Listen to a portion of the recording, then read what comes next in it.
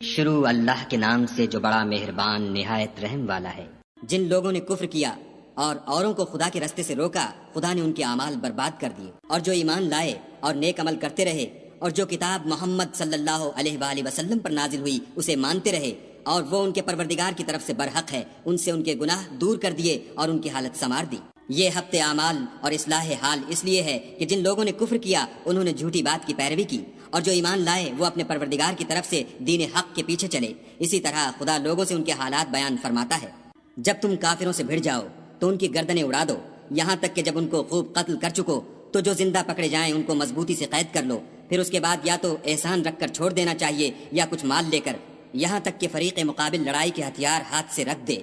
یہ حکم یاد رکھو، اور اگر خدا چاہتا تو اور طرح ان سے انتقام لے لیتا، لیکن اس نے چاہا کہ تمہاری آزمائش ایک کو دوسرے سے لڑوا کر کرے، اور جو لوگ خدا کی راہ میں مارے گئے ان کے عملوں کو ہرگز ضائع نہیں کرے گا، بلکہ ان کو سیدھے رستے پر چلائے گا اور ان کی حالت درست کر دے گا، اور ان کو بہشت میں جس سے ان کو شناسا کر رکھا ہے داخل کرے گا۔ اے اہل ایمان، اگر تم خدا کی مدد کرو گے تو وہ بھی تمہاری مدد کرے گا اور تم کو ثابت قدم رکھے گا، اور جو کافر ہیں ان کے لیے ہلاکت ہے اور وہ ان کے اعمال کو برباد کر دے گا۔ یہ اس لیے کہ خدا نے جو چیز نازل فرمائی انہوں نے اس کو ناپسند کیا تو خدا نے ان کے اعمال اکارت کر دیے۔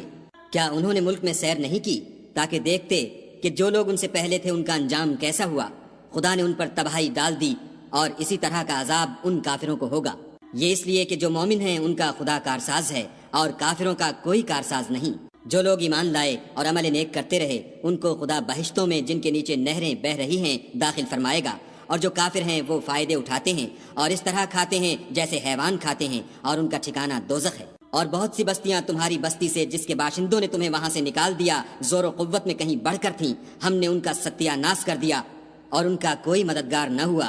بھلا جو شخص اپنے پروردگار کی مہربانی سے کھلے رستے پر چل رہا ہو وہ ان کی طرح ہو سکتا ہے جن کے اعمال بد انہیں اچھے کر کے دکھائے جائیں اور جو اپنی خواہشوں کی پیروی کریں۔ جنت جس کا پرہیزگاروں سے وعدہ کیا جاتا ہے،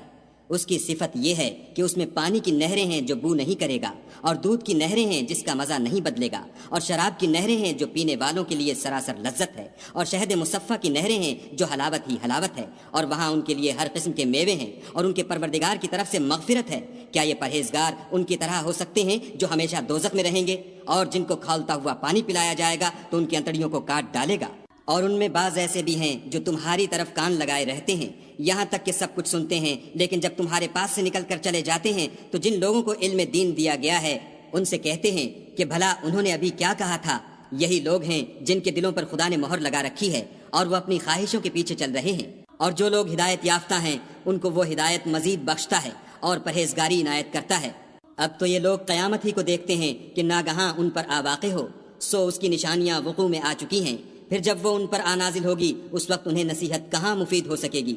پس جان رکھو کہ خدا کے سوا کوئی معبود نہیں، اور اپنے گناہوں کی معافی مانگو،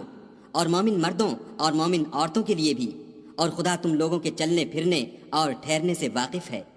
اور مومن لوگ کہتے ہیں کہ جہاد کی کوئی صورت کیوں نازل نہیں ہوتی، لیکن جب کوئی صاف معنوں کی صورت نازل ہو اور اس میں جہاد کا بیان ہو تو جن لوگوں کے دلوں میں نفاق کا مرض ہے تم ان کو دیکھو کہ تمہاری طرف اس طرح دیکھنے لگیں جس طرح کسی پر موت کی بے ہوشی طاری ہو رہی ہو، سو ان کے لیے خرابی ہے۔ خوب کام تو فرما برداری اور پسندیدہ بات کہنا ہے، پھر جب جہاد کی بات پختہ ہو گئی تو اگر یہ لوگ خدا سے سچے رہنا چاہتے تو ان کے لیے بہت اچھا ہوتا۔ اے منافقو، تم سے عجب نہیں کہ اگر تم حاکم ہو جاؤ تو ملک میں خرابی کرنے لگو اور اپنے رشتوں کو توڑ ڈالو۔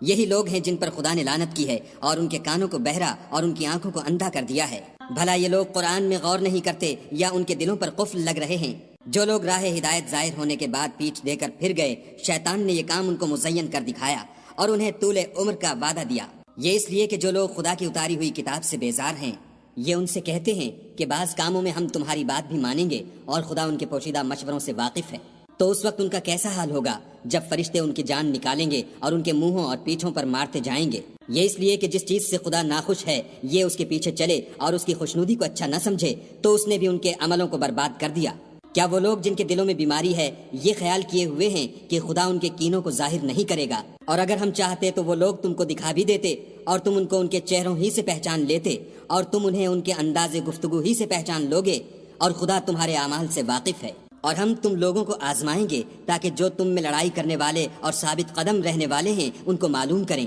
اور تمہارے حالات جانچ لیں۔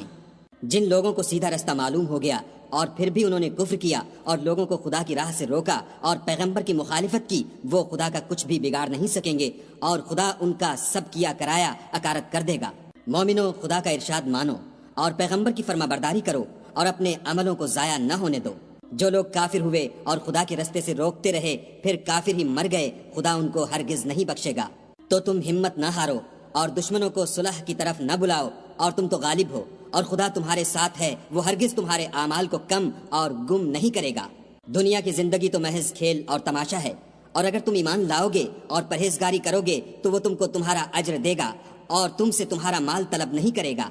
اگر وہ تم سے مال طلب کرے اور تمہیں تنگ کرے تو تم بخل کرنے لگو، اور وہ بخل تمہاری بدنیتی ظاہر کر کے رہے۔ دیکھو، تم وہ لوگ ہو کہ خدا کی راہ میں خرچ کرنے کے لیے بلائے جاتے ہو، تو تم میں ایسے شخص بھی ہیں جو بخل کرنے لگتے ہیں، اور جو بخل کرتا ہے اپنے آپ سے بخل کرتا ہے، اور خدا بے نیاز ہے اور تم محتاج۔ اور اگر تم منہ پھیرو گے تو وہ تمہاری جگہ اور لوگوں کو لے آئے گا، اور وہ تمہاری طرح کے نہیں ہوں گے۔